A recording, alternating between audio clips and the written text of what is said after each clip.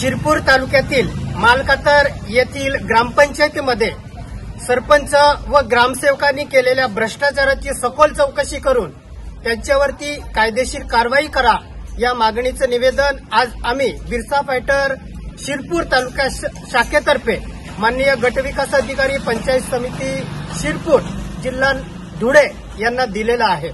मालकातर या ग्रामपंचायतीमध्ये जो मागासवर्गीय निधी आहे त्यामध्ये भ्रष्टाचार झालेला आहे। 15वा वित्त आयोगातून सुद्धा मोठा भ्रष्टाचार करण्यात आलेला आहे।